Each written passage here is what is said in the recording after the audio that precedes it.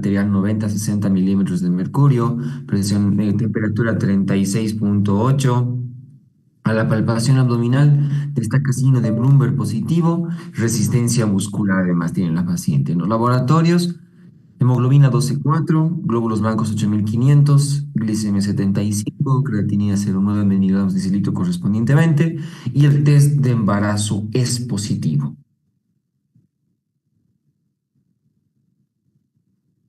Las etiologías para las hemorragias de la primera mitad del embarazo son tres: aborto y sus variedades, embarazo ectópico y enfermedad trofoblástica gestacional. ¿Ya? Para fines prácticos, que no entiendo el motivo, pero su bibliografía la han partido en hemorragias de la primera y aparte aborto. Entonces, en otra oportunidad, en otra clase, vamos a llevar aborto. Hoy nos compete llevar embarazo ectópico, enfermedad trofoblástica gestacional, y le vamos a poner un plus, que es lo que sugiere su texto del Schwartz, que es síndrome de anticuerpos antifosfolipídicos.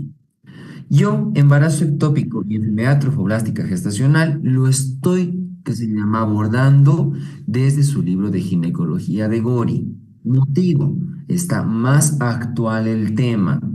No hay muchas similitudes, pero que se llama, me parece que está mejor explicado, mejor visto y con mejor perspectiva. Bueno, el embarazo ectópico es la implantación del huevo fertilizado fuera de la capa endometrial, es decir, no está in útero, está en cualquier otro lado de ese embarazo que no corresponda a endometrio. La frecuencia está en ascenso en los últimos años, aparentemente es entre 14,3 a 16 casos por cada 1.000 pacientes, ¿sí? Dentro de la localización, aquí podemos ver la mayor parte de las veces, es decir, entre el 95 y el 96% es embarazo en la trompa. De esto, 2% corresponde al segmento cornual o intersticial, 12 corresponde al istmo, 80% en la región de la ampolla, un 5% en las fimbrias, 0,2% en la zona ovárica, 0,2% ya que no es en la trompa, que es en el cuello del útero, y 1% en cicatriz de cesárea previa, que corresponde a un embarazo ectópico abdominal. Aquí podemos ver algunas probables causas del embarazo ectópico, ¿no? De causa tubárica netamente, ¿no? Enfermedades pélvicas inflamatorias, probablemente es una de las principales causas. No necesariamente con infección de trompa, toda infección del tracto genital inferior puede ser una causa frecuente para embarazo ectópico, tuberculosis y endometritis. Es decir, para tubáricas podemos ver que todo es infección, ¿no? Pacientes que tienen cirugías tubáricas previas o algunas uterinas previas, ¿no? Las que les han hecho salpingolisis, las que se les han hecho salpingoplastías, salpingectomías, aunque esto un poquito medio utópico. Este es frecuente, la salpingostomía. La expresión tubárica se llama maniobra de milking, que es ordeñar más prácticamente la trompa. Los pacientes que se realizan anticoncepción quirúrgica voluntaria con una técnica que no sea la salpingectomía, y pacientes con endometriosis, ¿no? Cirugías de esta patología en trompa son causas frecuentes. Tenemos también causas congénitas. Gracias por dietilestilbestrol, una alteración en la trompa por la contaminación con componente, una longitud aumentada de la trompa, alteraciones primarias, defectos de hipocontractilidad y los espasmos tubáricos.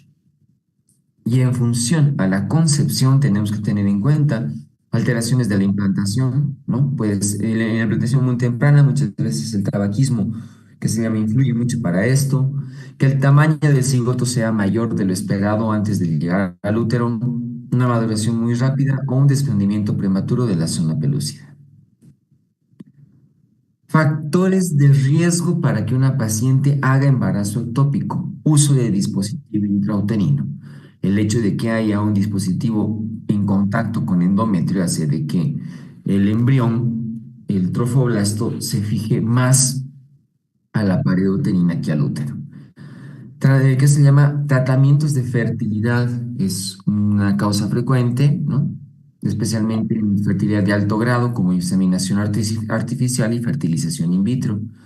Es uno de los más importantes. Nuevamente citar la enfermedad pélvica inflamatoria. La bibliografía refiere de que la paciente que ha cursado un episodio de EPI tiene 15% de posibilidades de hacer embarazo ectópico. La paciente que ha cursado dos veces con la enfermedad pélvica inflamatoria tiene 35% de posibilidades de hacer un embarazo ectópico. Y aquella que hizo tres veces tiene 75% de posibilidades de hacer un embarazo ectópico, ¿no? Habíamos ya comentado las cirugías que se llaman tubáricas previas y otros factores como endometriosis siempre son causas frecuentes o factores de riesgo importantes. ¿Cómo es que se presenta un embarazo ectópico? Y aquí hay que descartar si es que el embarazo ectópico está complicado o no, o roto o no, ¿no? La paciente va a presentar dolor abdominal como otra de las múltiples variantes de las hemorragias de la primera mitad del embarazo. Va a presentar evidentemente amenorrea. Hemorragia, por lo general la hemorragia no es de gran calibre, no es de gran magnitud en el embarazo ectópico, puesto de que las hemorragias que se llama son más importantes en aborto y sus variedades, ¿no? La paciente, un momentito,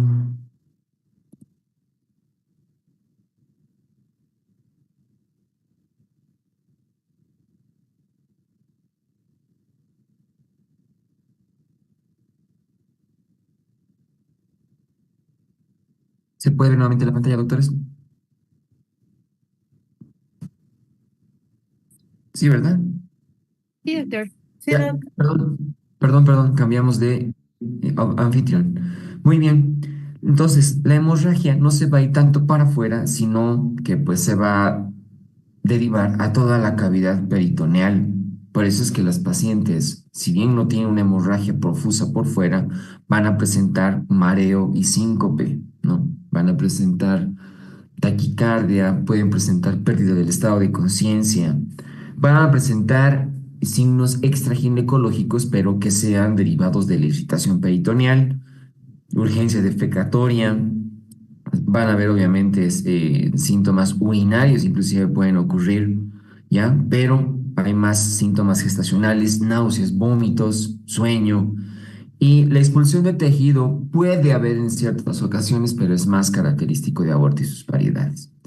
Si nosotros hiciéramos exploración, podríamos encontrar que hay hipersensibilidad anexial. Se denomina las maniobras de Proust y Chandelier a la retrofusión del cuello y a la movilización del mismo.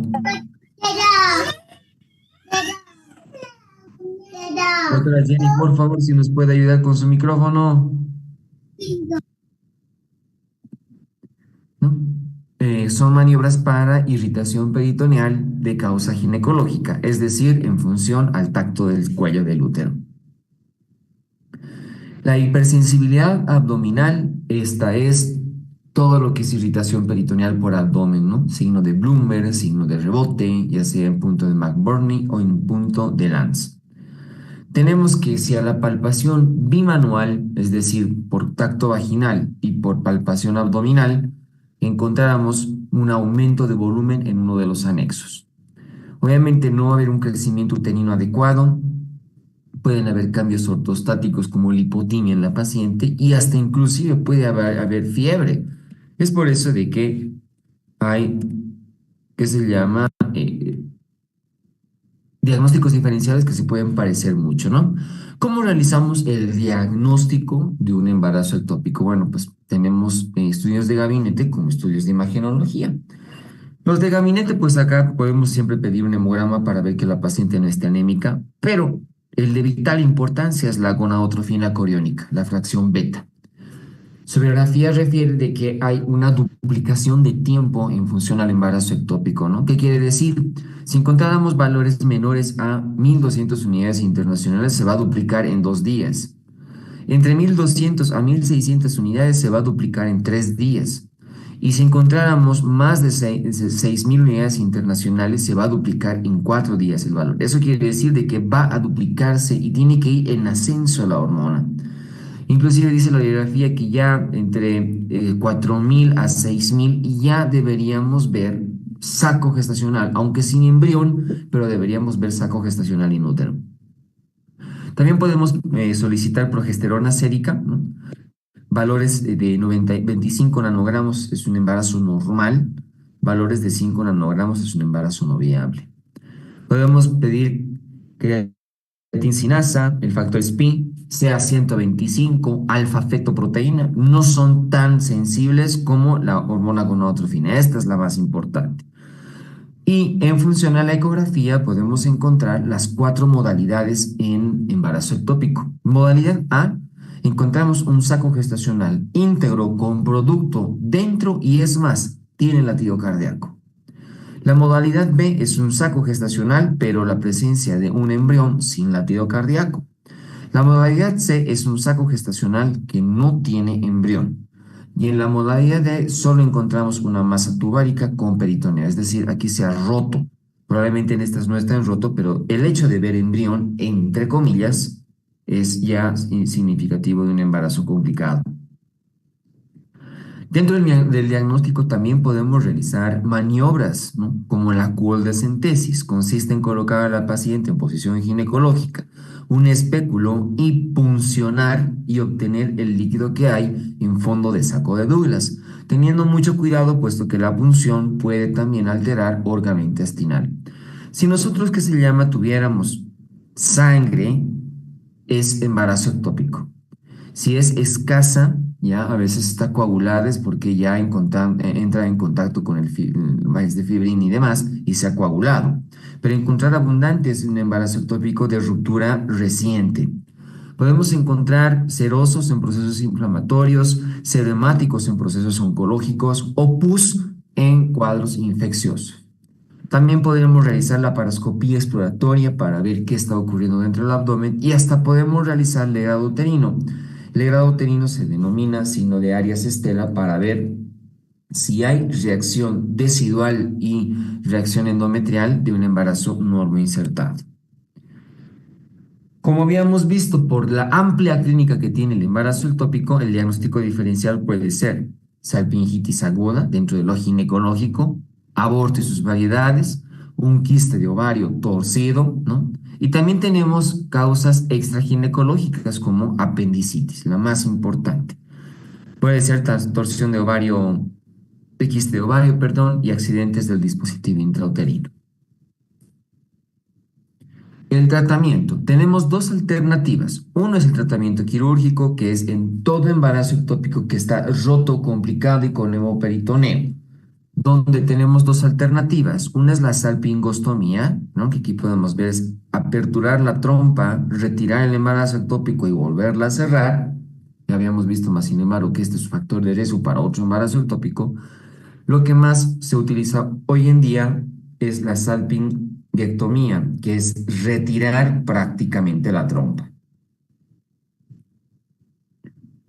Pero tenemos también otra modalidad que es el tratamiento médico. Y el tratamiento médico se realiza con un antimetabolito que es el metrotexate. Es un antifolínico. Por eso es que en todo metrotexate deberíamos hacer rescates con leucovorina, ¿no? O con ácido folínico. ¿Cuáles son los criterios para realizar tratamiento médico? Que la paciente esté estable hemodinámicamente, que el tamaño no sea considerable en función al embarazo ectópico, que no esté roto y que no haya beta-HCG elevada post-tratamiento. Ahorita vamos a ver esquemas, hay monodosis, bidosis, multidosis es la que más nos sugiere la bibliografía y van a ver que vamos pidiendo los laboratorios y en vez de ascender debería ir disminuyendo. Contraindicaciones para hacer tratamiento médico, que sea un embarazo inútero común y corriente, que la paciente esté con un proceso anémico, que haya una enfermedad pulmonar y hepatorrenal importantes, síndrome ulceroso péptico, que la paciente esté en periodo de lactancia o una beta-HCG mayor a 5.000 unidades. Ya esto ya es sugerente como para un embarazo grande, por lo tanto no serviría tratamiento médico. Recomendaciones, siempre que se hace tratamiento médico, conocer el grupo sanguíneo y el factor RH de la paciente, puesto que si se rompe en cualquier momento es una hemorragia muy profusa y hay la posibilidad de hacer transfusión sanguínea, aperturar una vía endovenosa, una venoclisis muy importante, considerar los efectos adversos del antimetabolito, puesto de que es un medicamento que se utiliza mucho como quimioterápico, y considerar situaciones especiales, ¿no? Que la paciente, que se llama, tenga la facilidad de poder hacer este tratamiento porque es muy incómodo. Y aquí tenemos, ¿no? Esquema monodosis. ¿En qué consiste? El primer día administramos metrotexate. Cuando es monodosis es por superficie corporal el cálculo del metrotexate. Pedimos laboratorios y dosaje de beta-HCG. Al segundo día, dosaje de beta-HCG. Al séptimo día, dosaje de beta-HCG y nuevamente laboratorios hepático-renal. Y semanalmente solicitamos beta-HCG hasta que éste se negativice. Cuando decimos que está negativo, menor a 5 unidades internacionales sobre litro. Pero el que más se utiliza porque tiene menos reacción adversa, porque ya la multidosis no es por superficie corporal, sino es por kilogramo peso. Entonces, es dar 4 dosis de metrotexate. ¿Cómo son? Primer día, metrotexate, laboratorios y dosaje de beta-HCG. El día 2, rescate con leucovorina. Día 3, metrotexate. Día 4, rescate con leucovorina y dosaje de beta-HCG. Quinto día, metrotexate y dosaje de beta-HCG. Sexto día, leucovorina, dosaje de beta-HCG. Día 7, metrotexate, dosaje de beta-HCG. Día 8, leucovorina, dosaje de beta-HCG y laboratorios. Y del mismo modo, después se realiza la prueba semanalmente hasta que haya negativización del cuadro. Debemos considerar que pueden haber otras localizaciones del embarazo ectópico, ¿no? No necesariamente es en trompa. Uno puede ser ovárico, pero los que son más importantes es de cicatriz, ¿no? De cesárea previa, se llama embarazo abdominal, el cual tiene altas chances de hacer acretismo placentario en edades gestacionales superiores. Y el que es más peligroso de todos, el embarazo ectópico cervical. Este puede desencadenar inclusive en tratamiento con histerectomía porque el sangrado puede ser incoercible y masivo. Pasamos a la otra alternativa de las hemorragias de la primera mitad del embarazo, que es la enfermedad trofoblástica gestacional. Entre comillas, es una implantación aberrante del tejido trofoblástico, ¿sí? Tenemos que hay variables que son vellosas y variables que son no vellosas. Dentro de las vellosas tenemos a las molas completas, parciales e invasoras, y a las no vellosas, las tumorales, coriocarcinoma y el tumor de sitio trofoblástico. En función a las vellosas también tenemos la otra clasificación que es mola invasora, hiperplasia trofoblástica severa, coriocarcinoma, tumor de sitio trofoblástico y tumor de trofoblástico epiteloide. ¿Ya? Perdón, para los no vellosos, mil disculpas. Las variantes que se llama no vellosas, ¿ya? Tenemos que tener en cuenta que la más frecuente de todas las molas es la mola hidatiforme completa. En la mola hidatiforme completa, la fisiopatología es correspondiente a que un espermatozoide normal con una carga cromosómica de 23X fecunda un óvulo que no tiene ADN materno, por lo tanto solo se duplican los cromosomas del espermatozoide y forman un cigoto, entre comillas, que solamente tiene cromosomas paternos 46XX, perdón, incompatible con la vida. Por lo tanto, en el útero no se va a formar producto, solo se va a formar una implantación aberrante, una placentación aberrante y se van a formar estas vesículas que se parecen a estos racimos de uva. Entonces, la paciente va a presentar clínicamente una hemorragia justamente con estas vesículas, unas vesículas de color amarillento, brilloso. El útero va a empezar a aumentar demasiado de tamaño, ¿no? Si tengo una paciente con un embarazo de 12 semanas, más sin embargo ese útero va a aparentar unas 20 semanas. Se van a formar por una alta referencia hormonal de la beta-HCG, muy abundante la cantidad de la hormona, se van a formar en el ovario unos quistes tecaluteínicos. Estos además van a considerar de que la paciente vaya a tener mayores chances de hiperemesis gravídica. La paciente va a tener signos de hipertiroidismo, hasta con tormenta tiroidea incluida, y la paciente además va a presentar trastorno hipertensivo del embarazo del primer trimestre. La otra variante de las molas es la mola hidatiforme parcial. Aquí la fisiopatología es diferente. Dos espermatozoides normales o uno alterado que tiene doble carga cromosómica, es decir, o lo podrá tener de base o podrá tener doble cabeza, fecundan un óvulo aquí sí normal, el óvulo sí está normal. Por lo tanto, se va a formar una triploidía. Aquí sí va a haber producto, pero por lo general el producto va a tener una cromosomopatía que muy rara vez va a llegar a término. Por lo general se va a ovitar. Y vamos a tener una presentación aberrante, pero no de la misma característica que había en tiforme completa. Por lo tanto, el producto les había comentado, siempre se va a ovitar. El útero ya no va a estar tan aumentado de tamaño, sino va a disminuir su tamaño. Y en un 10% la placenta puede volverse tumoral. ¿Cómo es que debemos realizar la vigilancia de este tipo de pacientes, sí? La idea es evacuar, ya sean las vesículas, en la mola parcial, el producto y la placentación aberrante, porque todas las variantes de embarazo molar a la larga pueden volverse en una enfermedad trofoblástica con condicionante que se pueda volver un tumor, ¿sí? Se tiene que hablar muy bien sobre la anticoncepción y la bibliografía sugiere de que la anticoncepción tiene que ser hormonal. No utilizamos dispositivo intrauterino porque ese útero con la enfermedad trofoblástica es un útero muy sensible y puede haber perforaciones uterinas. ¿Y cómo es que deberíamos hacer el control hormonal? Dosificando la beta-HCG, muy similar en el embarazo ectópico, pero tiene sus variantes. Pedimos una vez beta-HCG cada 7 días por las primeras 3 semanas, uno cada 15 días por los siguientes 3 meses y una dosificación de beta-HCG cada 30 días por 6 meses. Esto hasta negativizar los valores de beta-HCG que son, como les había comentado, menores a 5 unidades internacionales sobre litro. ¿Cuáles son los factores de riesgo para que una paciente desencadene ya una enfermedad trofoblástica gestacional y peor sobre todo para que haga coriocarcinoma o tumor de sitio placentario? Beta-HCG mayor a 100.000 unidades internacionales. Las pacientes con una edad mayor a 40 años. Que el tamaño uterino haya crecido de manera excesiva, que encontremos en ecografía la presencia de quistes tecaloteínicos, la recurrencia, es decir, la paciente que ya presentó un embarazo con enfermedad molar en el embarazo previo, las pacientes que tienen el antecedente de aneuploidías en sus productos, ¿no?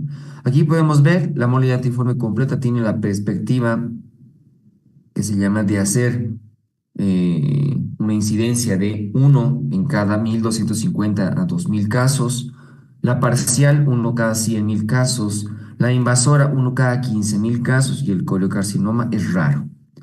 Casualmente, doctores, el coriocarcinoma es un tumor que tiene 100% de tasa de curación, pero es 100% letal a corto plazo. De ahí radica la importancia de hacer un diagnóstico oportuno para la enfermedad trofoblástica gestacional.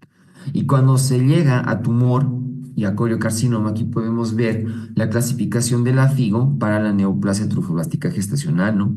El estadio número 1, la enfermedad está netamente limitada al útero.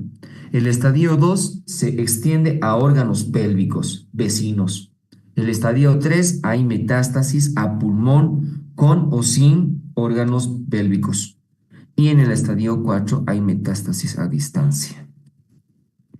Aquí podemos ver, ¿no?, los factores pronósticos, ¿no?, porque se toma una clasificación para el riesgo.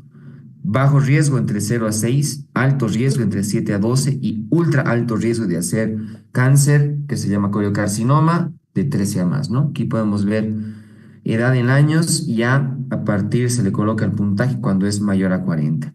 Antecedentes de embarazo, ¿no? Ya tenemos también sus puntuaciones. El intervalo de meses de fin de embarazo hasta el inicio de la quimioterapia. Miren, si tardamos la quimioterapia, pues les decía, 12 meses la paciente ya puede fallecer. ¿Sí? Es una evolución muy rápida del coriocarcinoma. Si ven la dosificación de la beta-HCG, mientras más alta, mayor el riesgo. Mayor el tamaño tumoral, mayor el riesgo. Mientras más metástasis, mayor el riesgo. La localización, mientras se quede ahí, en pelvis, va a estar mejor, pero cuando ya sobrepasa a síndrome gastrointestinal o metástasis a distancia, mayor el riesgo. Y la quimioterapia, si solamente está con una droga, mira, el puntaje es 2, si están dos o más drogas, ya el puntaje es 3, ¿no? Y el tratamiento lo hacemos justamente en función a la catalogación de los riesgos que habíamos visto en la tabla anterior, ¿no? Si la paciente está diagnosticada de bajo riesgo, el tratamiento es en función a metotrexate o dactinomicina, monoterapia. Si es alto riesgo, ya utilizamos entre 1 a 2, donde aquí podemos utilizar etoposide, metotrexate, dactinomicina, ciclofosfamida, vincristina. Y cuando son pacientes de ultra alto riesgo, utilizamos un complejo EMA, que es etoposide, metotrexate y dactinomicina. Podemos utilizar suelto el etoposide, ¿no? O también podemos utilizar platinos, como el cisplatino. Es decir, es compleja la enfermedad, ¿no? Y que se llama, tenemos una variante de la patología de trofoblasto intermedio, ¿no? No va a un ni a otro. Si evoluciona de manera benigna, va a ser un sitio de implantación simplemente exagerado y va a presentar un nódulo en el sitio de implantación, es decir, como si fuera una patología tumoral, pero sin la perspectiva cancerígena. Mientras que una evolución maligna va a derivar a tumor neto de sitio placentario y un tumor trofoblástico epiteloide. Esto hay que recordar bastante bien que en estas variantes no aumenta la beta-HCG, sino que aumenta la hormona lactógeno placentario. Este capítulo de síndrome de anticuerpos antifosfolipídicos sí lo he recabado de su libro del Schwartz de obstetricia. Definición de síndromes anticuerpos fosfolipídicos: es una entidad autoinmune, es decir, el cuerpo la produce en contra del mismo cuerpo, que presenta características clínicas definidas y que se asocia a una existencia medible de un anticuerpo. El síndrome de anticuerpos antifosfolipídicos puede tener las siguientes complicaciones: abortos recurrentes, 2, 3 o más, la paciente con antecedente de óbito fetal inexplicable, la paciente con desprendimiento prematuro de placenta normo inserta, restricciones de crecimiento intrauterino, trastorno hipertensivo del embarazo, prematurez y Doppler alterado. El Doppler de la arteria uterina y el de la arteria umbilical son los más frecuentes. Tener en cuenta que el síndrome de anticuerpos antifosfolipídicos tiene 3 variantes: anticuerpos antirreaginas, inhibidor lúpico y anticardiolipina, ¿no? Tenemos que tener en cuenta que las prostaglandinas van a estar inmiscuidas en la fisiopatología para elevar la cascada de inflamación y demás, y que dentro de la clasificación tenemos los síndromes anticuerpos fosfolipídicos primarios, que son todos aquellos que no son derivados del lupus eritematoso sistémico, mientras que el secundario netamente al que es de lupus eritematoso sistémico. Para el diagnóstico tenemos criterios mayores: la paciente con antecedente de óbito de manera inexplicada, datos de prematurez en un embarazo previo de manera inexplicada o aborto recurrente. Y en criterios menores tenemos las pacientes que ya han hecho grados de isquemia, el COMS positivo, pacientes con BDL positivo, anemia, migraña, cianosis, gangrena digital, úlceras, rash, signos de fotosensibilidad, síntomas neurológicos como la coria, en relación a los anticoagulantes. También para el diagnóstico es importante seguir a la paciente con ecografías Doppler de las 11 a las 14 semanas, ecografías de arteria uterina, Doppler de las 20 a 24 semanas, arteria umbilical y que se llama también arteria uterina, y Doppler cada semana entre la arteria umbilical y cerebral media son muy importantes para el diagnóstico. Y en función a la hematología, lo que tenemos que solicitar es dímero D y anticuerpos. La conducta para el síndrome de anticuerpos antifosfolipídicos es en función a ácido acetil salicílico, si la paciente no tiene comorbilidades, ¿no? O vamos a ver, es el denominado MOB, ¿no? Que son manifestaciones obstétricas vinculantes. Si la paciente que se llama tuviera manifestaciones, además del ASA, deberíamos utilizar heparinas. ¿sí? Si la paciente, a pesar de utilizar doble tratamiento, no mejorara, tenemos que utilizar gamma globulina hiperinmune. Con este muy pequeño resumen de estas tres patologías, pasamos a las preguntas. Ustedes ya conocen la hermenéutica. Nuevamente citamos el casito clínico. Tengo una paciente de 28 años de edad, acude al servicio de emergencias refiriendo dolor cólico en fosa ilíaca derecha de moderada a severa intensidad. Refería además a escaso sangrado genital, escaso, rojo, oscuro con la presencia de coágulos. La paciente está en regular estado general, está ligeramente taquicárdica, no está muy hipotensa, temperatura normal y a la palpación abdominal destaca signo de rebote positivo en fosa ilíaca derecha, con resistencia muscular. Laboratorios, ligera anemia, no hay datos infecciosos, azúcar y riñones están trabajando normal, test de embarazo positivo. El método complementario más importante a realizar en esta paciente es beta-HCG, progesterona sérica, QOL de síntesis, ecografía, hemograma.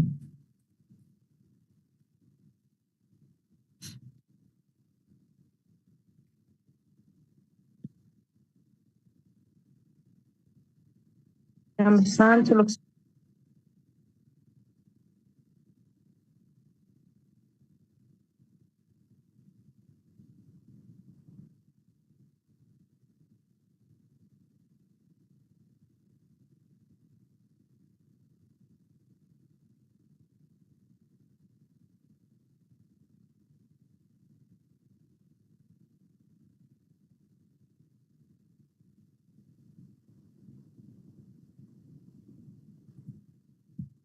De manera inicial,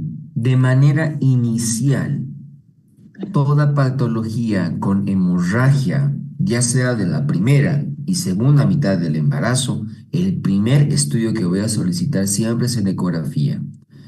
No es que no, a esta paciente le podía pedir beta-HCG. El motivo por el cual no estoy considerando para la pregunta pedirle de manera primaria es porque la paciente está ya con datos de irritación peritoneal.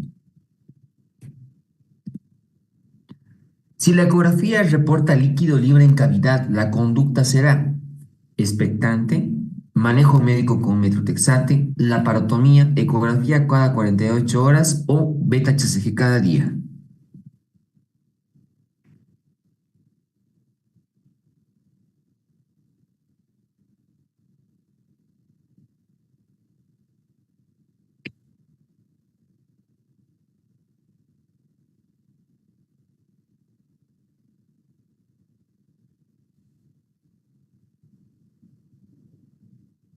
Si hay datos de irritación peritoneal y el líquido libre en cavidades, porque ese embarazo ectópico está complicado. Por lo tanto, lo que hay que hacer, ya no se puede hacer tratamiento médico. Se va a descompensar muy prontamente a la paciente, es cirugía. La peor variante de embarazo ectópico es cuando se presenta en la localización tubárica, ovárica, cervical, abdominal o todas son correctas.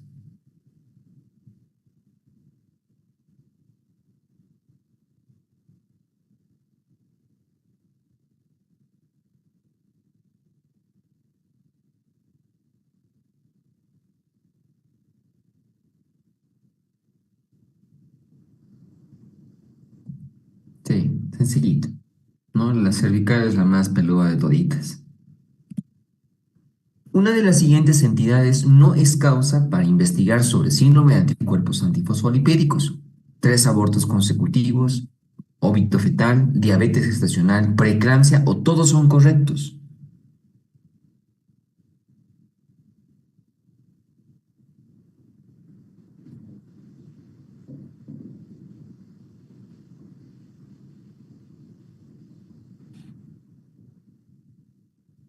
Tradicionalmente se aceptaba que el síndrome de anticuerpos fosfolipídicos era un hecho a investigar cuando se existían 3 o más abortos precoces consecutivos.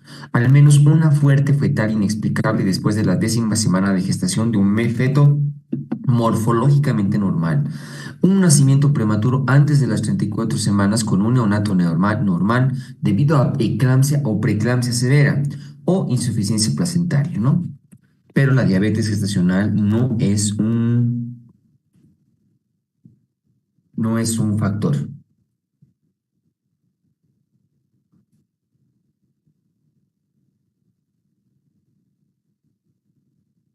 Uno de los siguientes es un síndrome de anticuerpos antifosfolipídicos secundario. Síndrome de anticuerpos por lupus, síndrome de anticuerpos por enfermedades malignas, síndrome de anticuerpos por procesos infecciosos, síndrome de anticuerpos por consumo de drogas, o todos son correctos.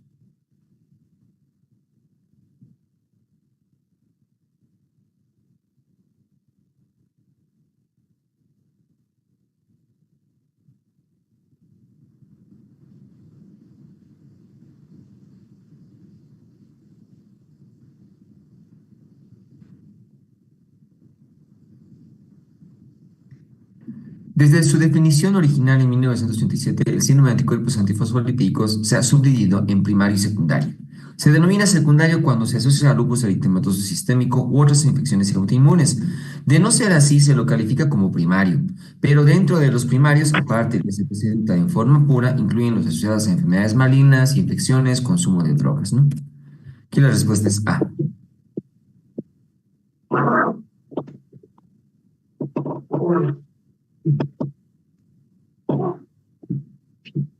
Doctor Riveros Mita, por favor, si nos pudiera ayudar con su micrófono.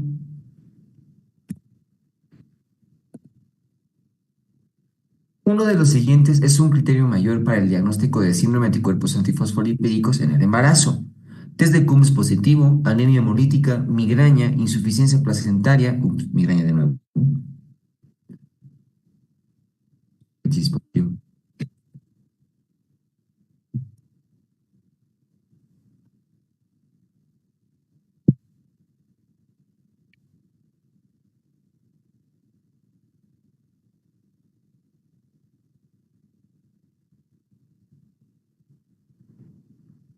Los elementos diagnósticos han sido realizados varias veces por especialistas o en reuniones internacionales, así como expertos de varios países nacionales.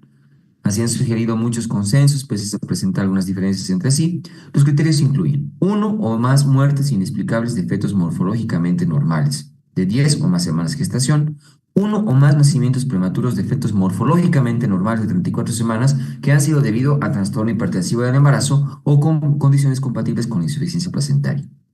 Tres o más abortos espontáneos consecutivos antes de las 10 semanas de gestación, con exclusión de aquellos trastornos anatómicos u hormonales maternos, ¿no?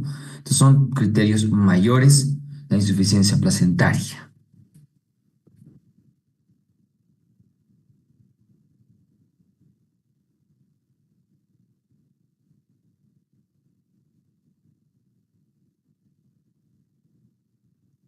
Uno de los siguientes no es un tratamiento que se utiliza en síndrome de anticuerpos antifosfolipídicos.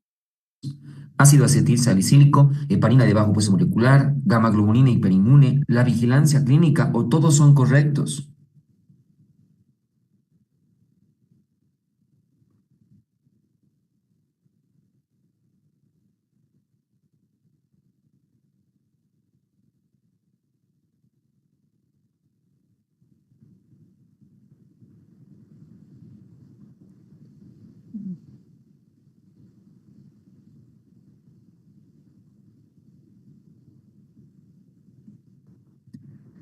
A ver, ¿cómo es el tratamiento del síndrome de anticuerpos antifosfolipídicos? Las pacientes embarazadas con anticuerpos antifosfolipídicos sin antecedentes ni presencia de manifestaciones obstétricas vinculantes ni de trombosis deben ser tratadas netamente solamente con ácido acetil salicílico en dosis de 100 miligramos por día. Aquellas pacientes con anticuerpos antifosfolipídicos y que tienen antecedentes de manifestaciones obstétricas vinculantes, se debe prescribir además la terapéutica mencionada en el literal precedente y además heparina de bajo peso molecular, ya sea 40 miligramos diarios o enoxaparina, ¿no? A 0,3 centímetros cúbicos de padrina por día, ¿no? Ambos por vía subcutánea y con vigilancia. Cuando se trata de una mujer con antecedentes de síndrome de anticuerpos antifosfolipídicos que negativizó los anticuerpos luego del parto por el espacio de más de un año y que inicia otro embarazo en ausencia de los anticuerpos, se aceptan dos terapéuticas, o hacerle ácido acetil salicílico o bien que se llama le hacemos vigilancia, ¿no? En pacientes con síndrome de anticuerpos antifosfolipídicos, a pesar de haber sido tratadas adecuadamente con la asociación de ácido acetil salicílico y heparinas de bajo peso molecular, se usará triplepran agregando mensualmente gamma globulina hiperinmune a dosis de 0,4 gramos por kilogramo de peso. Cuando se debe recabar práctica de viacidades boreales o amniocentesis, es aconsejable suspender el ácido acetilsalicílico con 48 horas de anticipación, ¿no? Entonces, todo es correcto. La vigilancia está dentro de los parámetros de tratamiento.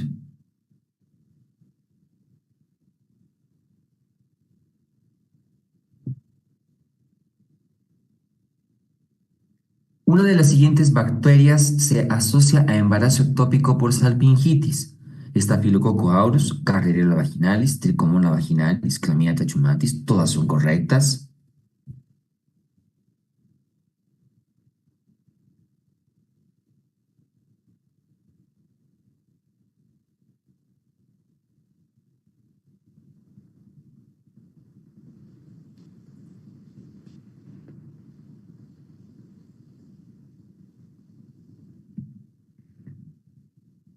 En relación a la enfermedad pélvica inflamatoria, lesión tubárica y embarazo ectópico está bien documentada. La incidencia dice, ¿no? Como les había dicho, las pacientes que tienen un suceso de EPI, 15% de posibilidades de ser embarazo ectópico. Dos EPIs, 35%. Tres EPIs, 75%. Se ha comprobado que en pacientes con antecedentes de salpingitis confirmada por la paroscopía, el riesgo aumenta 4 veces con respecto a la población general, inclusive. Neisseria gonorrhea y Clamidia trachomatis son los microorganismos que más se asocian a esta patología y menos a menudo Mycoplasma, bacteroides y Streptococcus beta hemolítico, ¿no? Los cultivos positivos para clamidia y duchas vaginales también aumentan el riesgo de embarazo ectópico, ¿no? Aquí la bacteria importante es clamidia.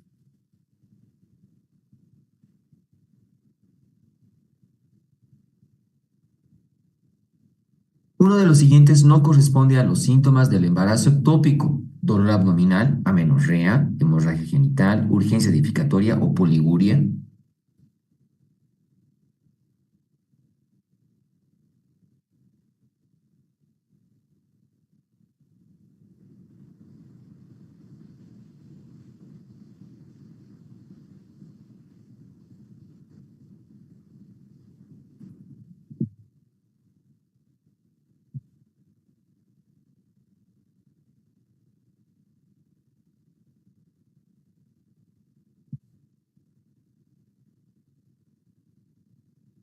Síntomas de embarazo ectópico: dolor abdominal, amenorrea, hemorragia vaginal, mareo síncope, urgencia defecatoria, síntomas gestacionales o expulsión de tejido por la vagina.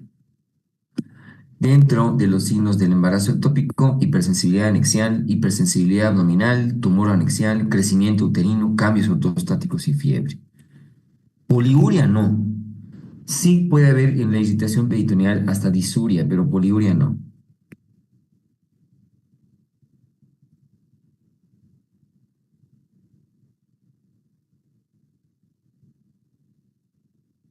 Uno de los siguientes no corresponde a una prueba de gabinete para el diagnóstico de embarazo ectópico: beta-HCG, progesterona sérica, estrógeno sérico, CA125, alfa-fetoproteína.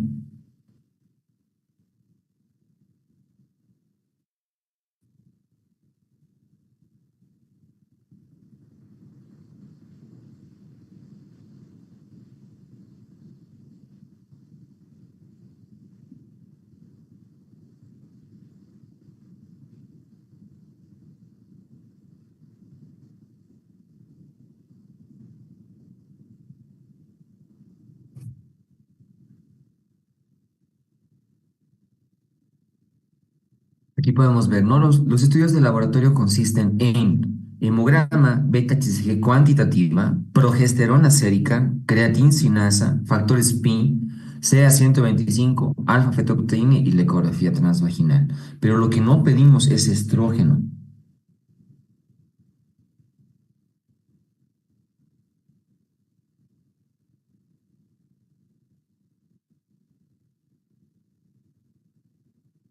La presencia del saco gestacional sin embrión, rodeada de un anillo hiperecogénico, es un hallazgo ecográfico de embarazo ectópico que corresponde a la modalidad A, B, C, D o ninguna es correcta.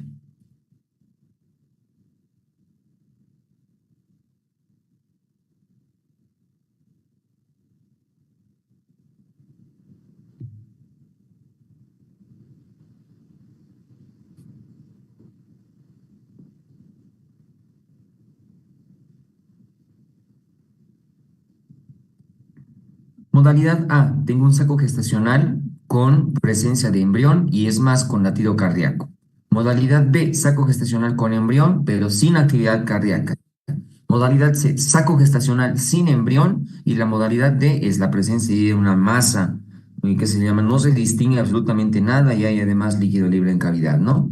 Entonces sí, aquí la respuesta es C, modalidad C.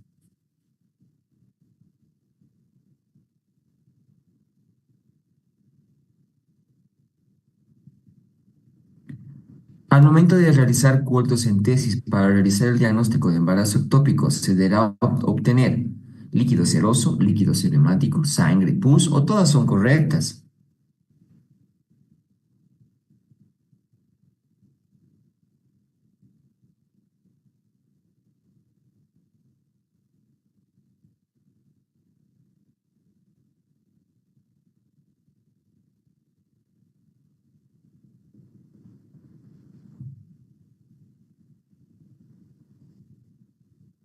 A ver, si es seroso, se debe netamente a la existencia de ascitis y si es turbio, probablemente un proceso inflamatorio peritoneal. Si es seremático, con frecuencia a una neoplasia maligna ovárica. Si es roja, ¿no? Si es roja y escasa, puede provenir de la punción de un vaso vaginal. Si es en cantidad mayor, coagula lentamente, indica hemorragia reciente. Si es oscuro y con pequeños coágulos, se trata de una hemorragia de más tiempo de evolución por un embarazo ectópico complicado. Si es sangre, es ectópico. Y si es pus, es una peritonitis, ¿no? La respuesta es solamente sangre.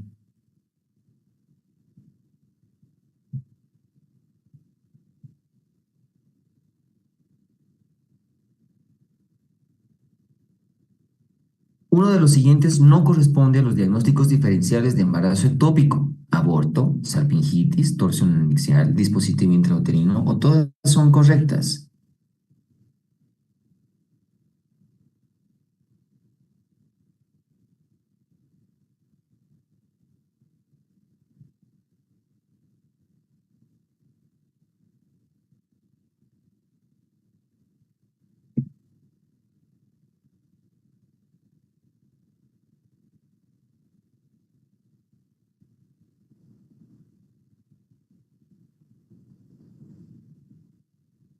Aquí podemos ver, ¿no? La salpingitis aguda, el aborto, el quiste folicular, la apendicitis, la torsión de quiste ovario, accidentes del dispositivo intrauterino, y todas están correctas.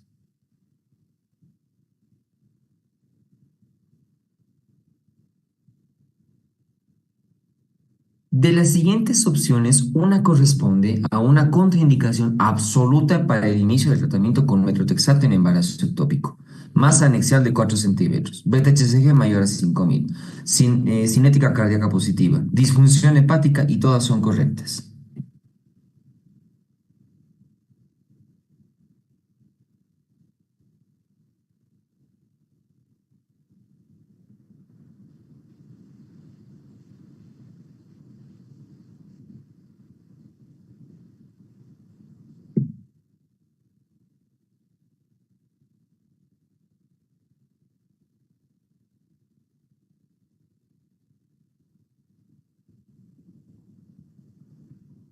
Dentro de las contraindicaciones, miren, tenemos absolutas: embarazo intrauterino, anemia, leucopenia, trombocitopenia, enfermedad pulmonar activa, úlcera péptica, disfunción hepática, disfunción renal, la paciente con lactancia, inmunodeficiencia o sensibilidad conocida al metotrexato.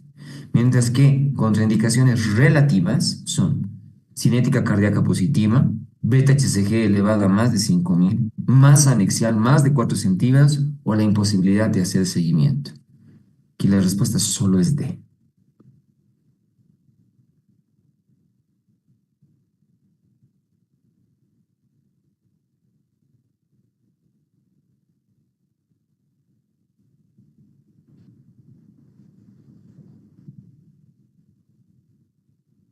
Mhm.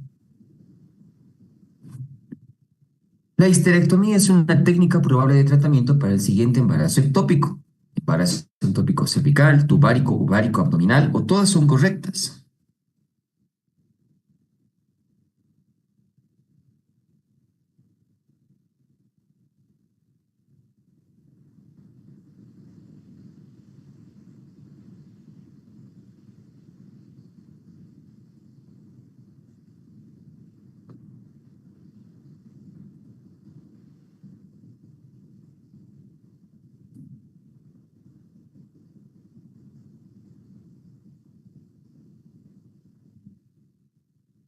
La histerectomía fue durante muchos años el tratamiento de elección, ¿no? Los embarazos ectópicos cervicales terminaban en una histerectomía de emergencia, pero disminuyeron. A pesar de todo, continúa siendo la opción terapéutica apropiada en ciertas situaciones como la hemorragia incoercible con el tratamiento conservador de un embarazo ectópico cervical, ¿no? Peor es horrible lo que es sangre.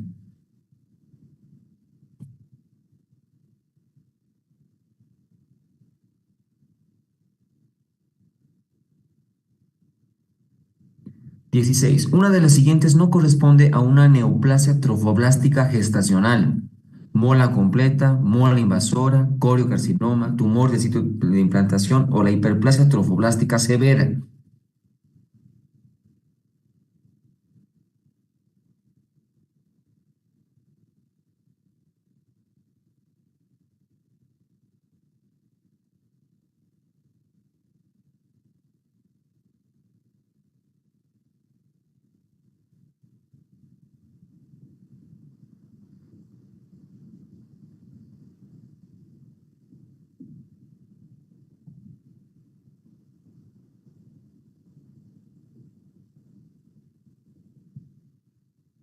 La neoplasia trofoblástica gestacional encuadra mola invasora, hiperplasia trofoblástica severa, coriocarcinoma y otras ocasiones como tumor de sitio de implantación o tumor trofoblástico de sitio placentario y el tumor trofoblástico epitelioide, ¿no? Son variantes neoplásicas, como su nombre dice, son neoplásicas, mientras que la mola completa y la mola parcial no son neoplásicas. De que puedan evolucionar, sí, pero no son neoplásicas.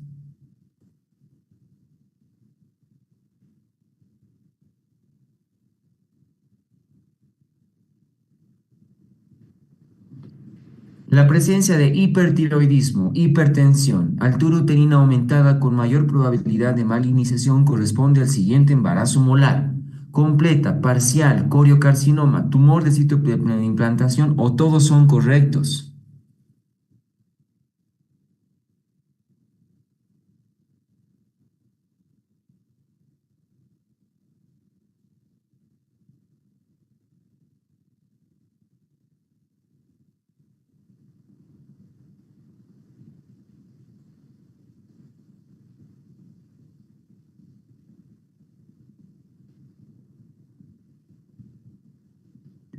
Miren, mole actiforme completa versus mole actiforme parcial, ¿no? La frecuencia es más para completa.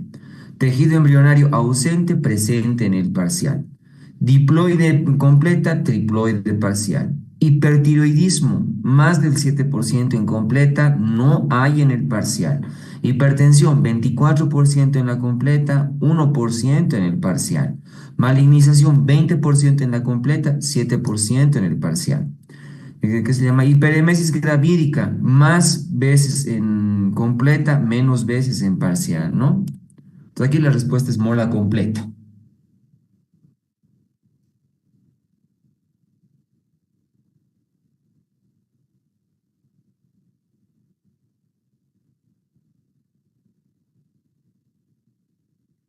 La triploidía, cariotipo XXY o XXX, que origina un cariotipo de 69 cromosomas, corresponde al siguiente embarazo molar. Mola completa, mola parcial, coriocarcinoma, tumor de sitio de implantación o todos son correctos.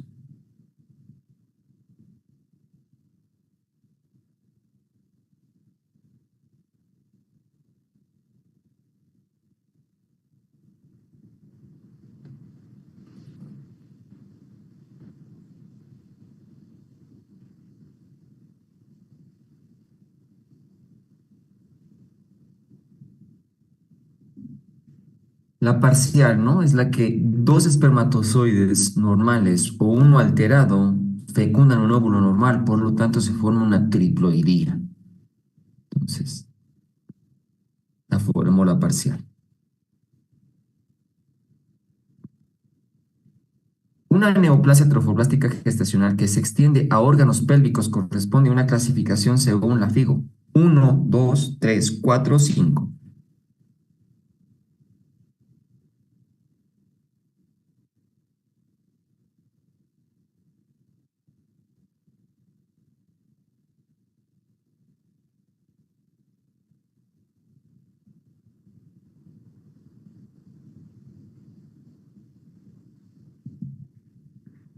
Estadio uno, enfermedad limitada al útero. Estadio 2, a órganos pélvicos. Estadio 3, metástasis pulmonar, pero con o sin compromiso pelviano. Y en el estadio 4, metástasis a distancia. Aquí la respuesta solo es estadio B porque solo dice que hay extensión a órganos pélvicos.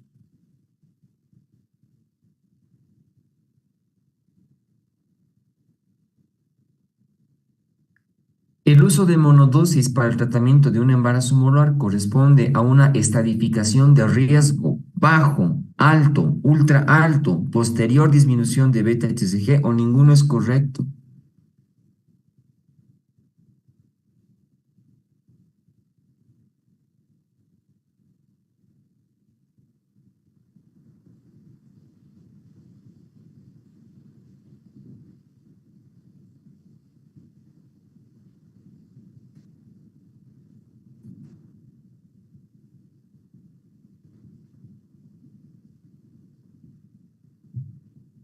Si es monodosis, bajo riesgo. Bidosis, alto riesgo. Multidosis en ultra alto riesgo. Sí, aquí la respuesta es de bajo riesgo. Casualmente este año, doctores, les han hecho dos preguntas en el examen sobre hemorragias de la primera mitad del embarazo. Esta no, ahorita vemos las que les han preguntado. ¿Cuál es el posible diagnóstico de una paciente con retraso menstrual de 8 semanas que presenta escaso sangrado genital oscuro, dolor abdominal en fosa ilíaca derecha y presencia de tumor parauterino, aborto incompleto, embarazo ectópico, moliatiforme, apendicitis agudo o embarazo de pretérmino?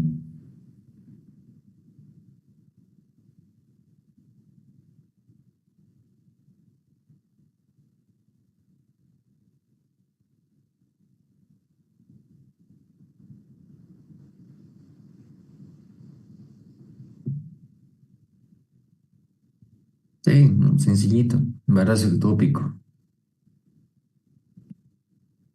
Pregunta de este año. ¿La localización más frecuente de un embarazo ectópico es ovárica, cervical, intraligamentaria, abdominal, tubárica?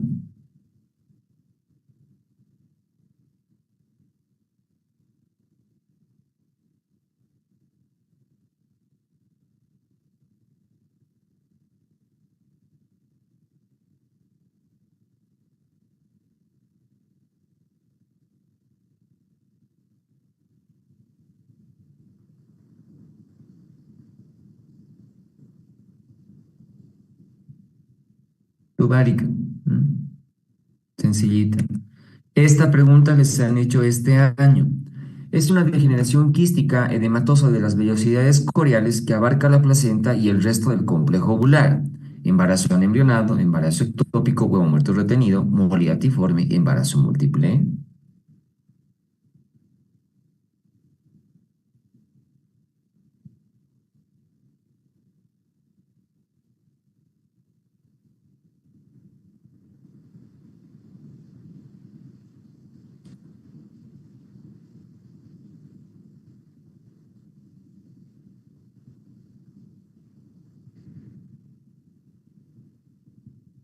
Sí, moliatiforme. Puntos claves. La incidencia de las hemorragias de la primera mitad del embarazo ocurre aproximadamente entre el 20 al 30% de todos los embarazos. Principales causas: aborto, embarazo ectópico y enfermedad trofoblástica gestacional. Aborto espontáneo, la pérdida del embarazo antes de las 20 semanas de gestación se clasifica en amenaza, aborto inevitable, aborto incompleto y aborto completo. La amenaza de aborto se caracteriza por sangrado genital con cérvix cerrado y feto viable. Reposo y en algunos casos tratamiento con progesterona es recomendable. Embarazo ectópico es una urgencia médica que ocurre con un óvulo fertilizado se implanta fuera del útero, generalmente en las trompas de falopio, se asocia con dolor abdominal unilateral y sangrado genital. Diagnóstico de embarazo ectópico se realiza con niveles de HCG seriados y ecografía transvaginal. Si los niveles son más de 1.500 miliunidades internacionales y no se observa un embarazo intrauterino, se debe sospechar. Manejo del embarazo ectópico incluye el tratamiento médico con Tetaxate o tratamiento quirúrgico dependiendo de la estabilidad del paciente y del tamaño del ectópico. La enfermedad trofoblástica gestacional, es decir, la mola, se presenta con sangrado vaginal, útero más grande de lo esperado y niveles extremadamente altos de HCG. Se confirma con ecografía. Ecografía transvaginal es una herramienta diagnóstica principal en pacientes con hemorragia en primer trimestre. Permite visualizar el saco gestacional y evaluar la viabilidad del embrión. Niveles de HCG en un embarazo normal, los niveles se duplican cada 48 a 72 horas. En el embarazo ectópico, los niveles suelen elevarse más lentamente o estancarse. La hemorragia subcoriónica se presenta como un hematoma entre el saco gestacional y el útero, puede ser una causa benigna de sangrado de la primera mitad del embarazo. Manejo de un AVE incompleto puede ser médico con bisoprostol o quirúrgico mediante legrado. Importancia del cervix. El cervix cerrado generalmente sugiere amenaza, mientras que un cervix abierto indica un aborto en curso. Enfermedad trofoblástica gestacional requiere evacuación uterina y seguimiento estrecho con niveles de HCG hasta que regresen a niveles indetectables. Pueden tomarle una captura de pantalla, doctores, para sus preguntitas de la jornada.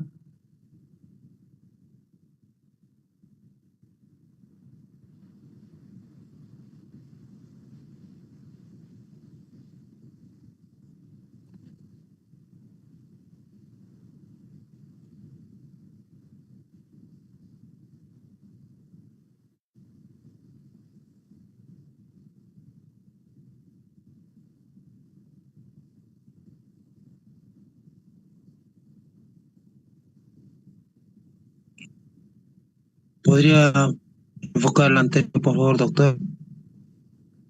Solamente no les estoy colocando de la 1 a 25 porque corresponde también a aborto y como no es el tema, solamente estoy poniendo estas, ¿ya? Preguntado grueso, prácticamente un subtítulo les han preguntado, ¿no? No ha habido mucha suspicacia para este tema, especialmente en este año. Bien, doctores, permítanme un segundito, vamos a poner...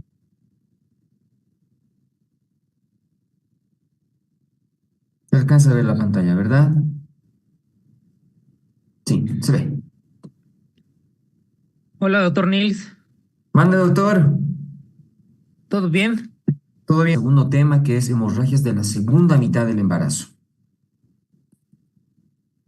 Caso clínico, tengo una paciente de 32 años de edad, es su tercer embarazo, ha tenido un parto anterior y un aborto anterior. Con 30 semanas de gestación, acude al servicio de emergencias con sangrado vaginal de inicio súbito, indoloro y de cantidad moderada.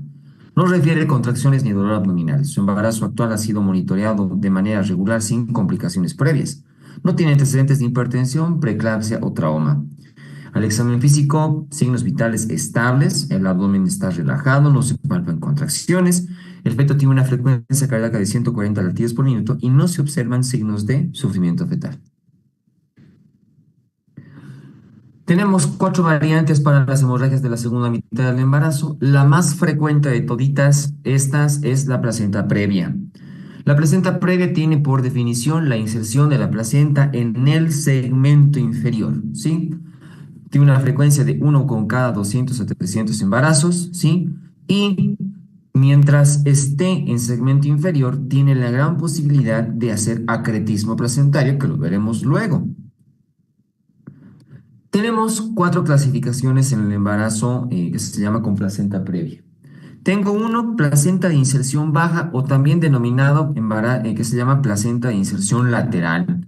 Es aquella que está a una distancia de menos de 10 centímetros en relación al orificio cervical interno del cuello del útero, pero no está en contacto con él.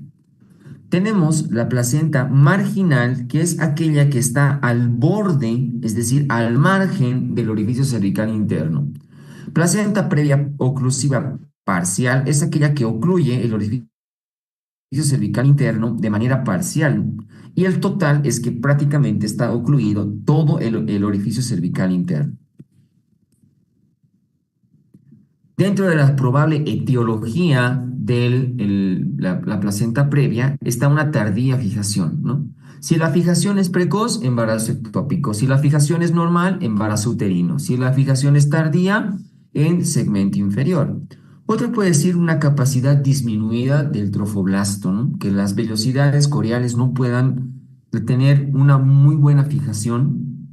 Tenemos con alteraciones endometriales aquellos pacientes con endometritis o cualquier factor que pueda disminuir la capacidad endometrial de recepción del trofoblasto serían probables etiologías. ¿Cómo es que realizamos realizamos el diagnóstico de la enfermedad, del embarazo con placenta previa. La hemorragia. Prácticamente la clínica nos avisa bastante que es placenta previa. Y la característica de la hemorragia es rojo rutilante, no tiene dolor, es intermitente, es decir, la paciente que está sangre, que sangre, que sangre, que sangre, va todo el tiempo sangrando, especialmente en, ¿qué se llama? Esfuerzos. La que es abundante, no tiene coágulos, no tiene contracción uterina, el útero está relajado, no hay hipertonía. Y el feto está normal, no tiene compromiso ese feto, ¿sí? La evolución clínica hace de que pueden haber ciertas distocias, ¿no? Pueden haber prolapsos de cordón umbilical, pueden haber alteraciones en la presentación del producto, ¿no? Pueden haber situaciones, presentaciones podálicas o situaciones transversas. No deberíamos hacer tacto vaginal, salvo en ciertas ocasiones donde tenemos que tener en cuenta que al hacer el tacto podemos aumentar la hemorragia y necesitamos estar en una sala de quirófano, con quirófano cerca, ¿no? Y el diagnóstico definitivo es con la ecografía. La ecografía nos avisa prácticamente, ¿no? Tener en cuenta que hay ciertos casos en que la placenta hasta la semana 34 puede migrar para arriba y esto se debe a la modificación que tiene el crecimiento del segmento inferior. Tratamiento. La mayor parte de las veces el embarazo debe concluir en cesárea para evitar la hemorragia, pero hay casos en los cuales podríamos atender parto, especialmente si no son variantes oclusivas. Y aquí menciona también el método de puso-subilografía, que consiste en la amniocentesis, es decir, la amniotomía. Se rompe la bolsa y la salida del líquido amniótico haría encajar la cabeza del producto y lateralizar la placenta, ¿no? Siempre y cuando la paciente no presente inestabilidad hemodinámica y no dificulte el trabajo de parto y no haya una hemorragia masiva, se podrá considerar el parto. Lo después, si no es necesario. La otra variante de las hemorragias de la segunda mitad del embarazo es el desprendimiento prematuro de placenta no inserta o también denominado abruptio placentario. Aquí la frecuencia ya es menor, miren, es el 0,2% de todos los embarazos. Y estas son las siguientes etiologías. Trastornos hipertensivos del embarazo. Hay un adagio obstétrico que dice, abruptio es preeclampsia hasta no demostrar lo contrario. Es la principal, porque es la que produce hipoxia a nivel del flujo de las arterias espiraladas y esto hace que haya una extravasación y se pueda desprender la placenta, ¿no? La más frecuente de todas. Le siguen los traumatismos, tanto los internos como los externos, y el polidramnios, y más que el polidramnios, es romper la bolsa con polidramnios. La disminución masiva de la presión intraamniótica puede desencadenarse con desprendimiento de la placenta. Dentro de la fisiopatología que se llama, aquí podemos ver de que la placenta al desprenderse va a lograr un efecto fisiológico en el útero con hipertonía. Ese útero se va a poner súper duro, perdón. Entonces, las venas y las arterias van a empezar a colapsar y va a ingresar en un estado anóxico, hipóxico, tanto para el útero como el producto, donde va a haber una disminución de la permeabilidad, va a haber un aumento de la degeneración de las paredes, la paciente va a presentar dolor y el producto va a quedar prácticamente sin oxígeno. Pues es que casi la norma es de que se van a ir a ovitar si no se maneja de manera de emergencia. En la anatomía patológica de un útero con datos de abrupto placentario, podemos encontrar de que van a haber zonas de infarto, ¿no? La sangre va a extravasar entre las paredes del miometrio e inclusive en la serosa del útero, y esto va a lograr una necrosis, ¿no? Aquí podemos ver justamente por eso unas zonas afelpadas. A esto se le denomina útero y apoplejía de Kovaliev. El diagnóstico, la clínica es aquí todo lo contrario de la placenta previa, es decir, la hemorragia es rojo oscura, es dolorosa, hay hipertonía, es tardía y escasa. Muchas de las veces la hemorragia es única, no presenta más hemorragia, tiene coágulos negruzcos, hay compromiso fetal, la mayor parte de las veces el producto puede inclusive evitarse y las membranas están muy tensas.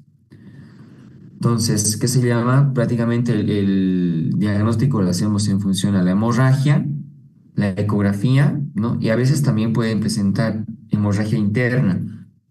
La hemorragia se va a hacer retroplacentaria la mayor parte de las veces.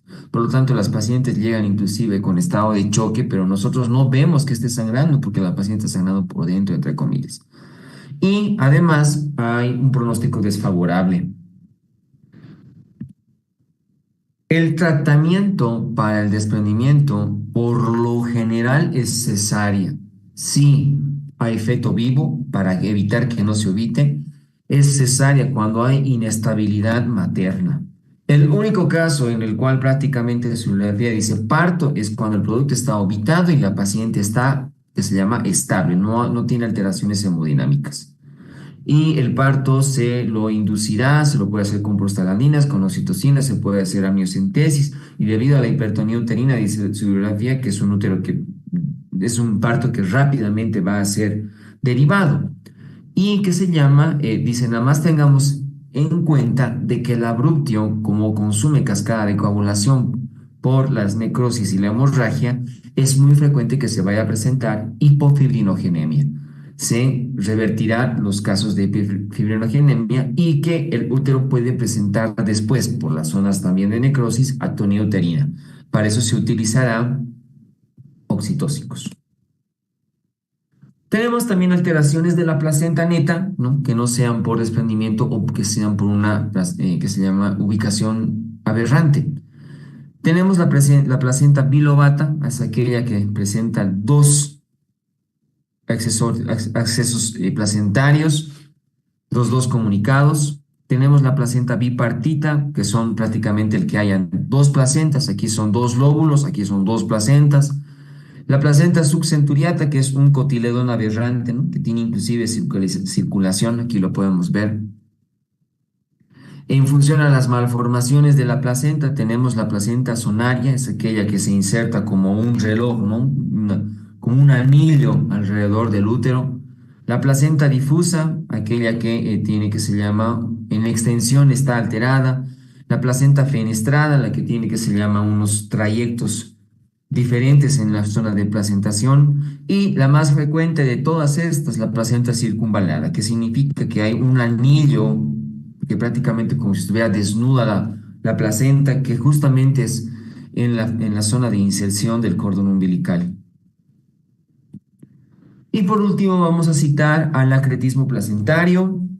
Esta es igual una implantación aberrante de las vellosidades trofoblásticas que aquí podemos ver una placenta normal. En la placenta acreta las vellosidades trofoblásticas sobrepasan el endometrio, ¿no? Y que se llama respetan el miometrio.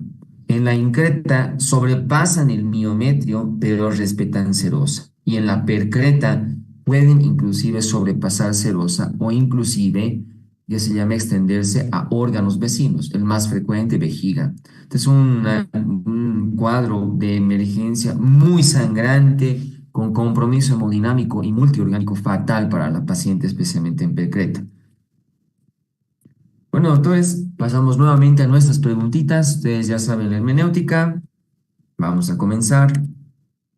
Caso clínico, una paciente de 32 años de edad, gesta 3 para 1 AB1, 30 semanas de gestación, acude al servicio de emergencias, sangrado genital, inicio súbito, indoloro de cantidad moderada. No refiere contracciones ni dolor abdominal. Su embarazo actual ha sido monitoreado de manera regular sin complicaciones previas. No tiene antecedentes de hipertensión, preeclampsia, trauma, nada. Al examen físico, todo está entre comillas dentro de parámetros normales, no hay contracciones, el útero está relajado.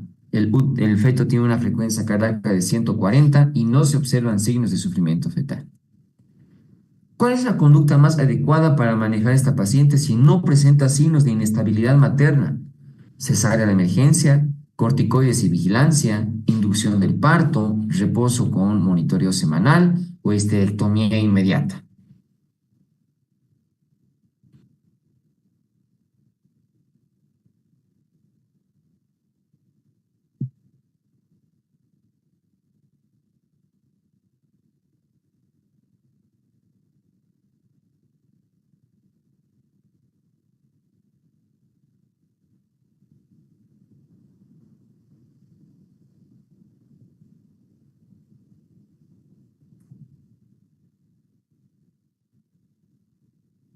Su bibliografía dice, ¿no? Si es antes de las 35, aquí dice 35 en el tema de placenta previa, ¿ya? Pero sabemos que es hasta las 34, ¿no? Probablemente por una semana o haber dicho percance. Pero si el producto es prematuro y no da para interrumpir, maduramos los pulmones, ¿no? Por eso es que aquí la respuesta es B.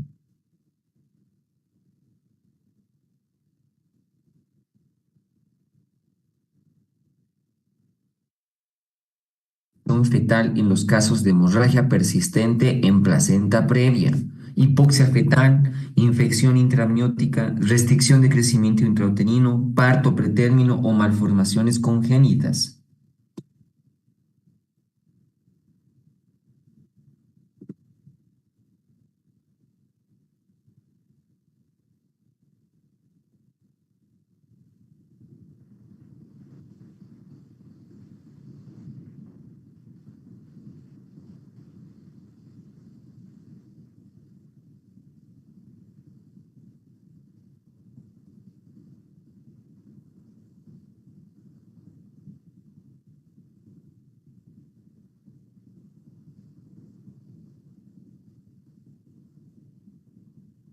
En placenta previa siempre el producto la pasa muy bien. En placenta previa no hay compromiso fetal. De modo de que si la madre empieza con una hemorragia bastante considerable, vamos a tener que interrumpir antes. Por lo tanto, va a ser prematuro.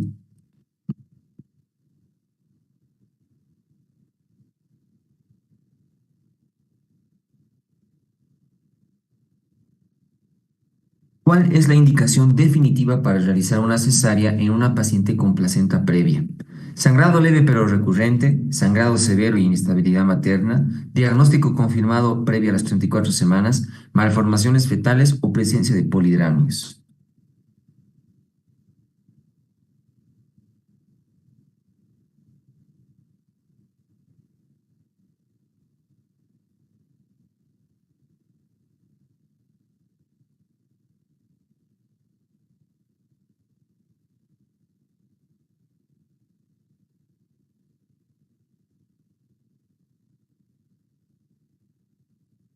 Si hay inestabilidad materna, prácticamente es el único caso donde va a ser cesárea, a menos que sean variantes oclusivas, ¿no? Tal vez aquí si nos hubieran dicho una variante oclusiva, hubiéramos también que se llama pensar en que va a ser cesárea neta.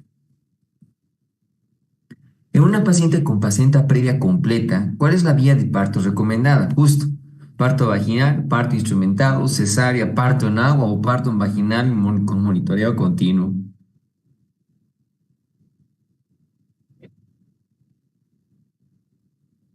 Ya han revisado delante las respuestas, ¿no? Aunque es bien sencilla esta pregunta.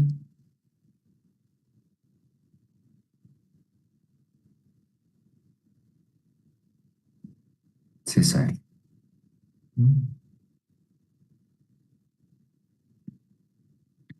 Si el trofoblasto se fija de manera precoz, producirá un embarazo en segmento inferior, en fondo uterino, en trompa, en abdomen o no se produce implantación.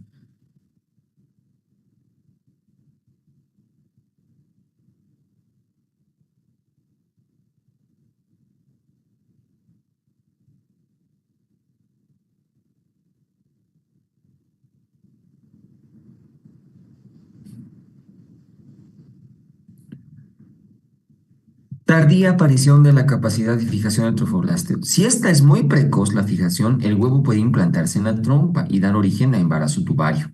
Si es normal, se fijará en las zonas superiores o medias del útero, pero si es tardía, la anidación solo se realizará en las zonas bajas de la matriz.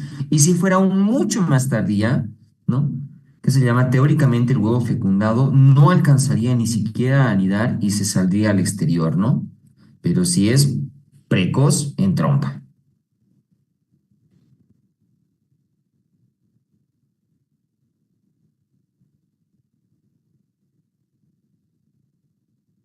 La implantación placentaria a una distancia menor a 10 centímetros y sin llegar al orificio cervical interno corresponde a placenta previa lateral, marginal, oclusiva total, oclusiva parcial o ninguna es correcta.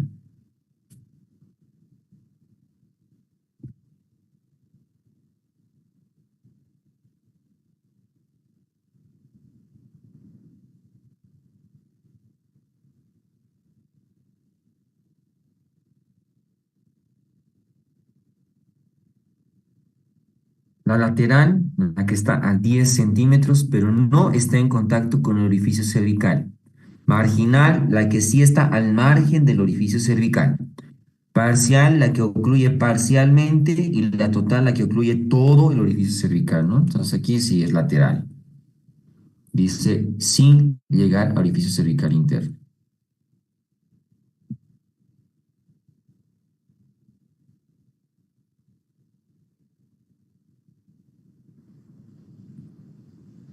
De los siguientes enunciados, ¿cuál de ellos no corresponde a los factores de riesgo por placenta previa? Edad materna avanzada, multiparidad, trastorno hipertensivo del embarazo, tabaquismo, cesárea previa.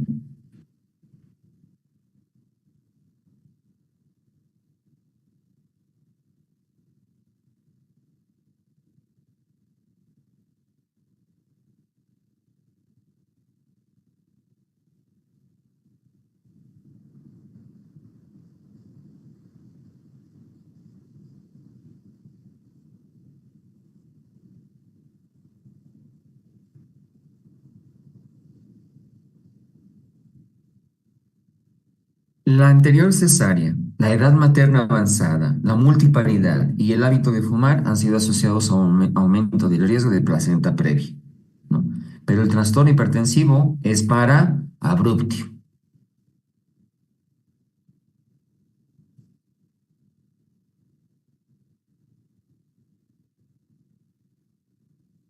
La migración placentaria en el transcurso del embarazo se debe a encaje de la presentación fetal, movilización del cordón umbilical, aumento del total del producto, formación del cemento inferior, estiramiento de la segunda migración trofoblástica o todas las anteriores.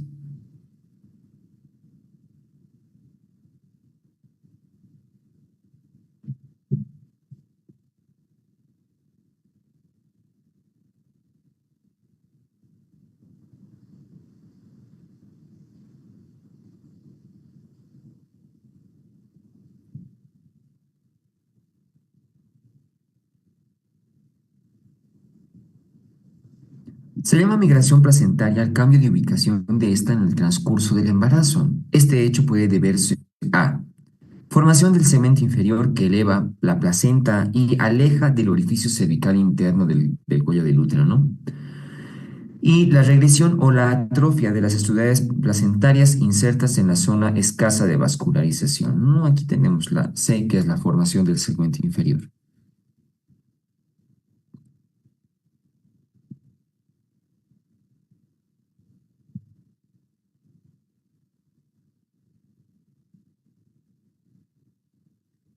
Una de las siguientes no es característica de la hemorragia en la placenta previa.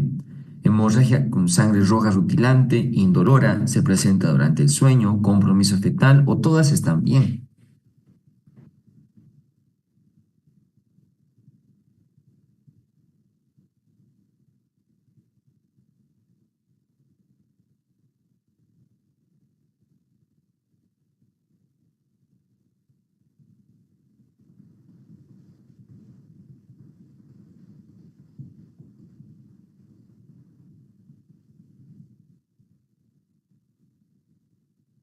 Y está, ¿no? ¿Hay dolor en la placenta previa? No, si hay desprendimiento. El sangrado es intermitente en placenta previa, sangrado único en el desprendimiento.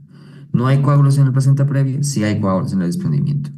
Feto normal en la placenta previa, en el desprendimiento con compromiso fetal, ¿no? Aquí la respuesta no es compromiso fetal.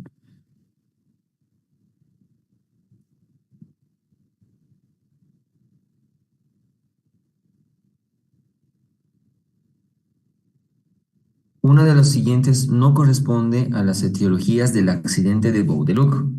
Preeclampsia, traumatismos internos, traumatismos externos, amniotomía, o todas corresponden.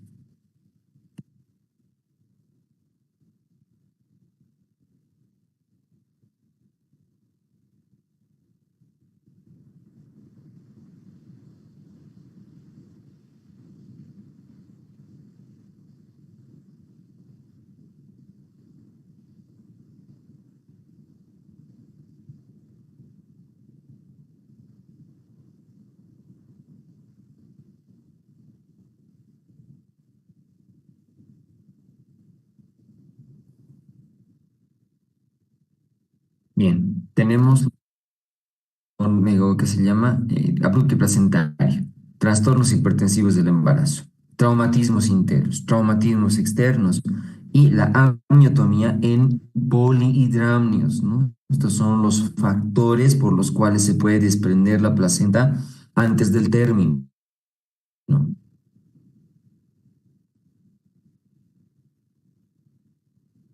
Aquí las-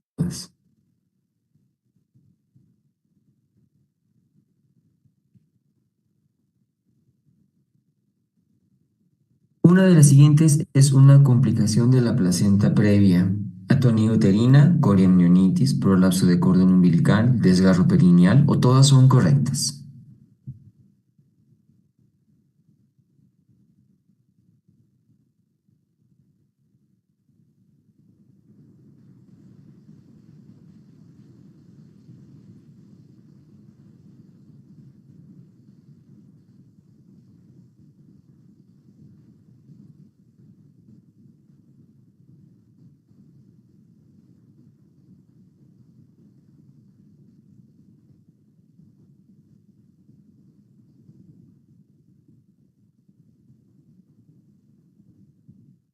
Ajá, a muchos los pesqué. Lean bien la pregunta, doctores. Dice justamente placenta previa, no desprendimiento prematuro de placenta normo inserta. ¿Ya? Dice placenta previa. Como consecuencia de la ubicación anómala de la placenta, esta al actuar como un impedimento para el descenso, dificulta el encajamiento y produce presentaciones viciosas, ¿no? Troncopelviana. Además, expone al romperse las membranas por su fragilidad, al parto prematuro y las prosidencias del cordón umbilical. Y la respuesta es C, prolapso de cordón.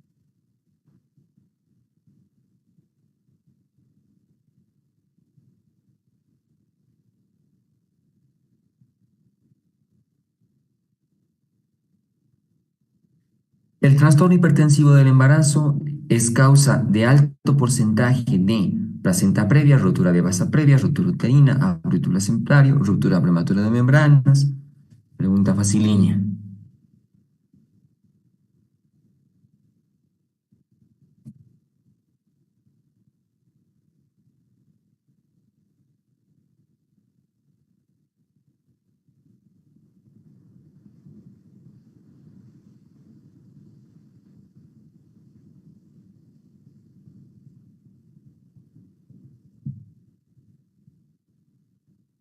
Facilito, ¿no?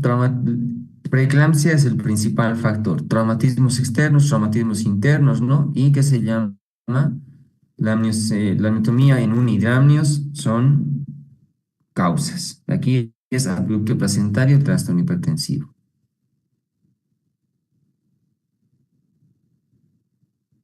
Se denomina apoplejía uteroplacentaria de Cuvalier A. Presencia de coágulos retroplacentarios, salida de sangre con coágulos, hemorragia intramiometrial hacia el tejido subperitoneal, hemorragia intraabdominal con irritación peritoneal, o ninguna es correcta.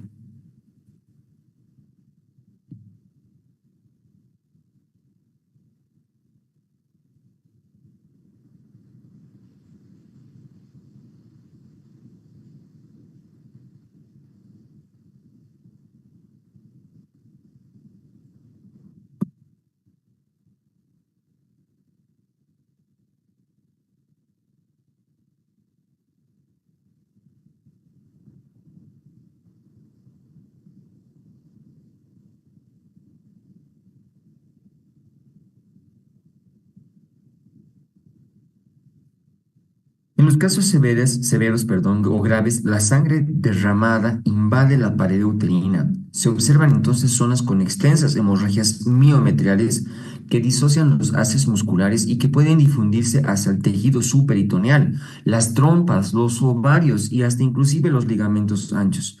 Regiones que adquieren una coloración azul difusa o moteada, constituyendo la llamada apoplejía uteroplacentaria de Cavalier. Aquí la respuesta es C, hemorragia intramiometral hacia el tejido subperitoneal.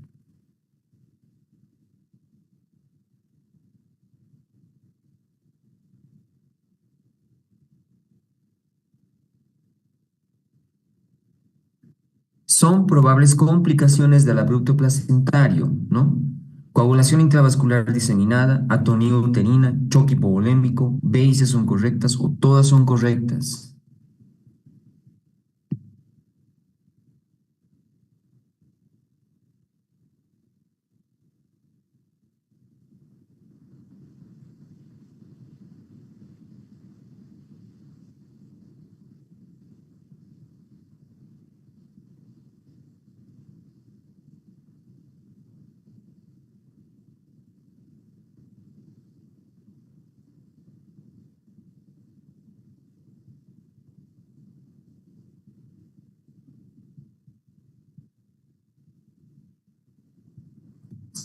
Sabemos bastante bien que va a haber zonas de infarto, se va a microsar el útero, ese útero no va a servir, atonía.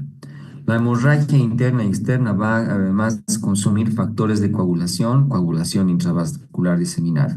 Y esto hace que la paciente sangre por dentro, sangre por fuera. En la atonía, sangre peor, la paciente va a entrar en choque hipovolémico. Aquí la respuesta es todas.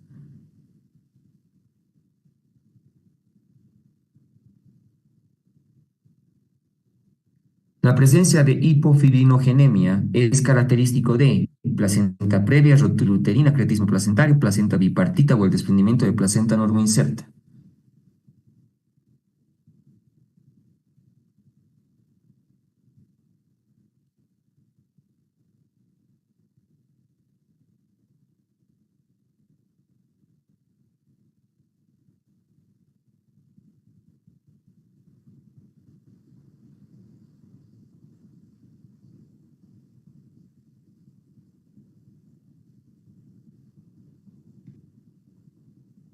Facilita, ¿no? El desprendimiento son los cuadros que puede dar lugar a hipofibrinogenemia, perdón, lo cual se impone en un control sistemático y severo del fibrinógeno hemático materno y pronta instalación del tratamiento específico si se produce la tal temida complicación, ¿no?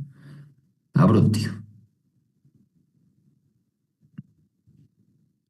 El tratamiento del desprendimiento prematuro de placenta normoinserta sin parto vaginal y con feto muerto y en estado general materno incluye reponer sangre perdida, cesárea, histerectomía, prostaglandina E2 con gel vaginal o todos son correctos.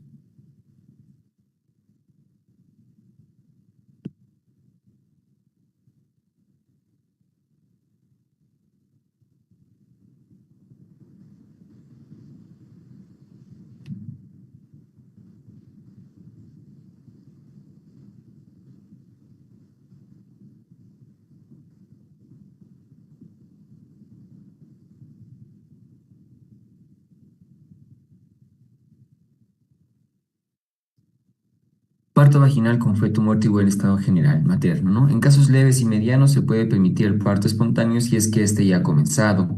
Se debe practicar en forma sistemática la ruptura de las bolsas de aguas, pues de esta manera se abrevia significativamente la duración del parto. Si este no hubiera comenzado, se puede intentar inducción mediante infusión intravenosa con oxitocina. Ambas conductas, ¿no? Con un parto espontáneo inducido están justificadas. En mujeres con muerte fetal y cuello inmaduro puede recurrirse a la administración de prostaglandina E2 en chips de gel vaginal o misoprostol de dosis de 50, ¿no? Y la respuesta es D, prostaglandinas con E2 con gel vaginal.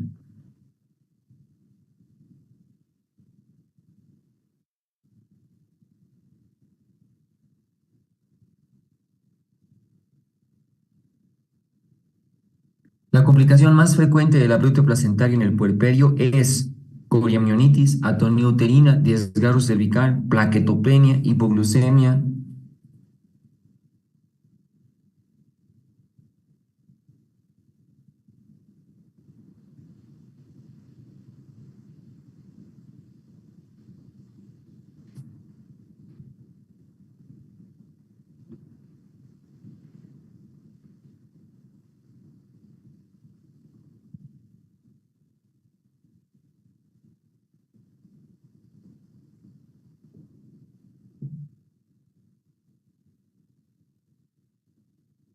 Una vez expulsado el efecto, persiste el peligro de la atonía y de la hipofibrinogenemia. La primera se realizarán masajes dioxitóxicos y si fracasa la histerectomía.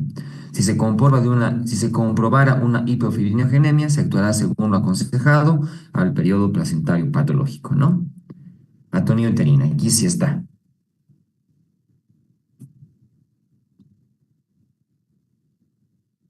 La placenta subcenturiada se caracteriza por presencia de cotiledones aberrantes, presencia de anomalía de la extensión de las vellosidades, presencia de anillo por repliegue de membranas oculares, presencia de implantación anormal en extensión o ninguna de las anteriores. Frecuente.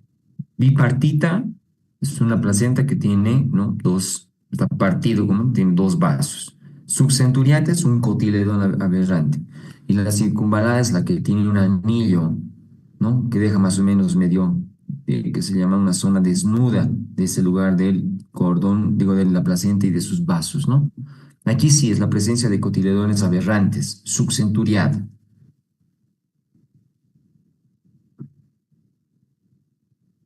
La placenta circunvalada se caracteriza por presencia de cotiledones accesorios o aberrantes, presencia de anomalía de la extensión, presencia de anilla de repliegue de membranas ovulares, presencia de implantación placentaria anormal en extensión o ninguna.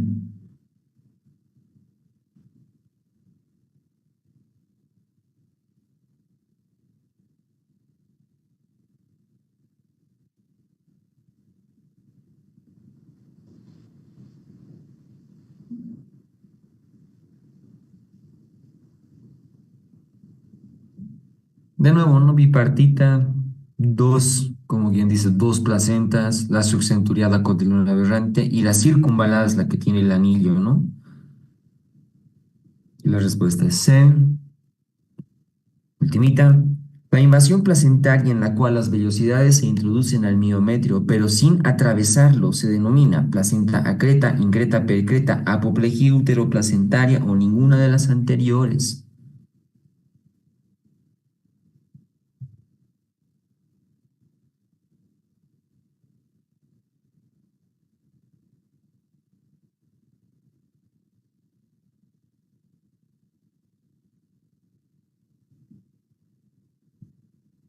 Ahí está, ¿no? La que prácticamente sí sobrepasa miometrio, pero no sobrepasa la cesárea es la increta.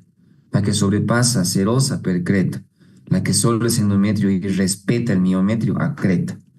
Y la respuesta es B, increta.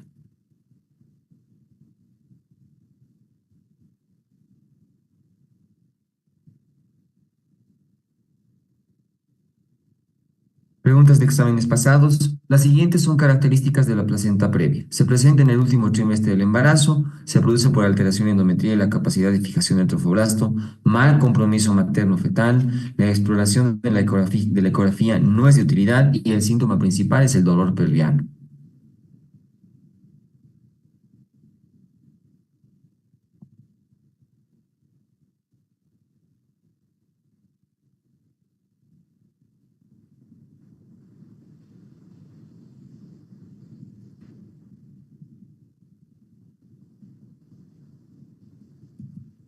Sencilla, ¿no? La placenta es alteración endometrial y la capacidad de fijación del trofoblasto, como habíamos visto. Fijación tardía. ¿Cómo se denomina cuando el reborde placentario alcanza el orificio cervical?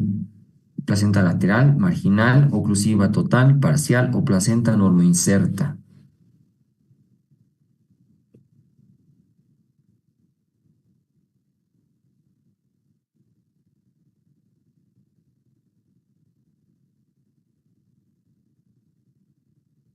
Sí, si dice que alcanza, está al margen, al borde, marginal, ¿no?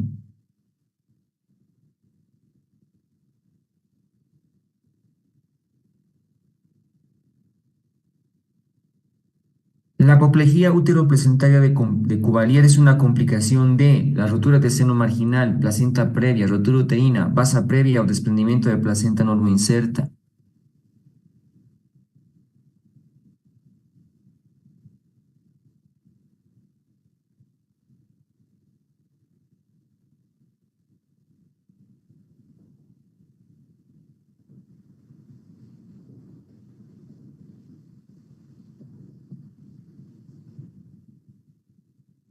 Sí, súper sencillita. Desprendimiento de placenta normoinserta.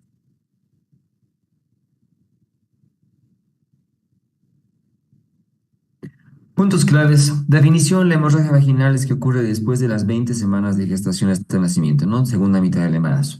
Causas principales, placenta previa, desprendimiento de placenta no inserta, ruptura uterina, vasa previa, cretismo placentario.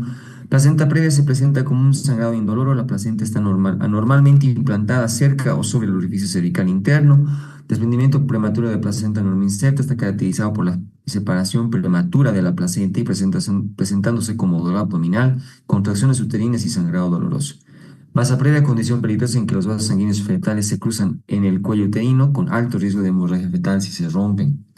Ruptura uterina, emergencia obstétrica severa, más común en mujeres con cicatrices uterinas previas, caracterizada por dolor abdominal agudo, sufrimiento fetal y sangrado. Diagnóstico de la placenta previa se confirma mediante ecografía transabdominal o transvaginal para evaluar la ubicación de la placenta. Diagnóstico de abruptio clínico con monitoreo fetal y ecografía, el útero hipertónico y doloroso es una señal clave. Factores de riesgo para la placenta previa, cesáreas anteriores, multiparidad, edad materna avanzada y antecedentes de placenta previa. Factores de riesgo para desprendimiento, hipertensión, preeclampsia, traumatismos, tabaquismo también acá lo colocan.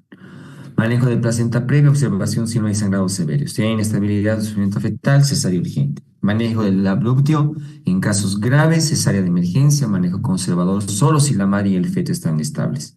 Complicaciones maternas, hemorragia posparto, choque, coagulopatía de consumo en casos de BPPNI severo. Complicaciones fetales, parto pretérmino, sufrimiento fetal y muerte en los casos severos de abruptio. Monitoreo fetal es crucial para la hemorragia de la segunda mitad del embarazo, ¿no? Para detectar sufrimiento fetal temprano y planificar intervención. Y pueden sacarle la primera página, una captura de pantalla, por favor, para que resuelvan sus preguntas.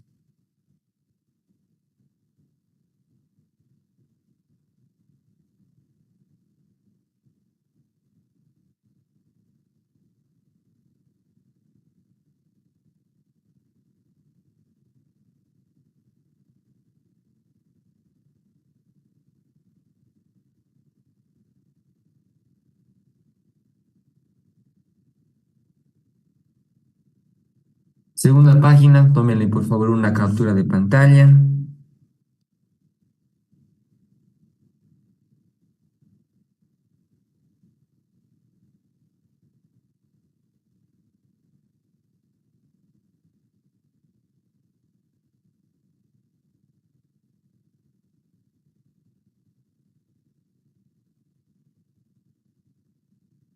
Nuevamente la primera página.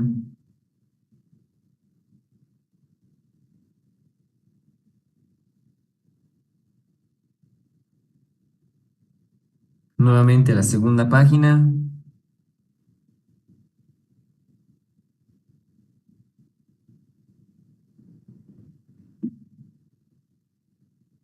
Muy bien, doctores. Pasamos a su rondita de preguntas. Aquí yo estoy predispuesto para todos ustedes.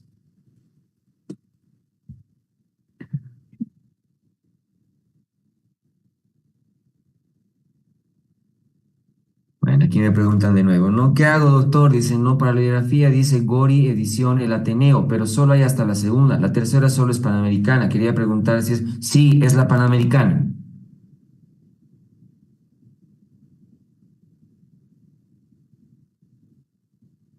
Doctor, buenas noches. Una consulta. Mande.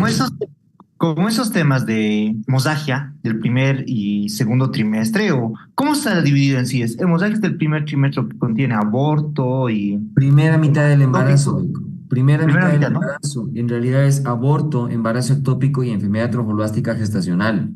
Y el Pero otro es le han sí. puesto aparte aborto. Pero de todos modos sigue siendo, ¿no? No es que Ujú. no la vamos a ver. Y doctor, la otra parte es hemorragias del tercer trimestre o de la segunda mitad. Segunda mitad del embarazo. Primera Ya, mitad del embarazo, segunda mitad del embarazo. Es decir, primero de las 20, segunda de las 20 semanas. gracias, doctor.